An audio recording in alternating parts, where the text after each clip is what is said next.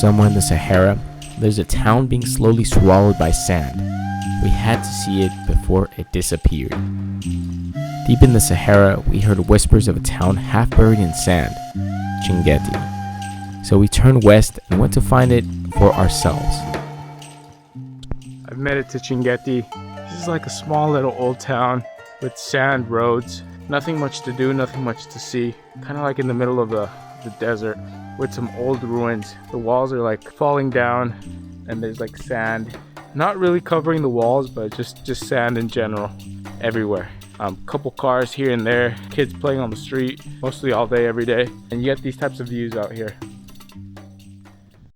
With nothing else to do, I went for a run into the desert and stumbled onto a stretch of small dunes. Incredible, but that wasn't everything. When I got back, still mid-workout, I picked up an audience, a pack of neighborhood curious kids. You see, most tourists blow through Chinguetii.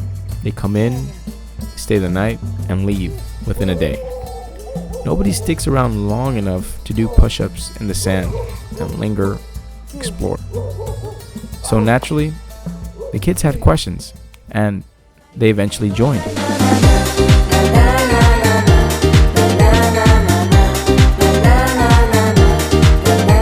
That turned into a soccer match.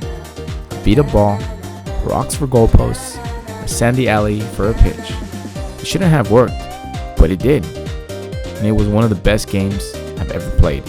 In a town this remote, this quiet, and this forgotten, I didn't expect to find much life in it. On the edge of town, dunes rose up in the distance. So at sunset, Patricio and I went to chase them. What we found stopped us in our tracks. Dunes stretching for miles, untouched, empty, silent. No tourists, no footprints, just us. So I did the only reasonable thing to do. I ran, I jumped, and I played like I was 10 years old again. How does something this beautiful exist with nobody around to see it? How does a pile of sand, nothing special to the people that live beside it, turn into pure magic for someone who's traveled halfway around the world? That's the thing about real travel. You can't explain it. You just have to go find it yourself.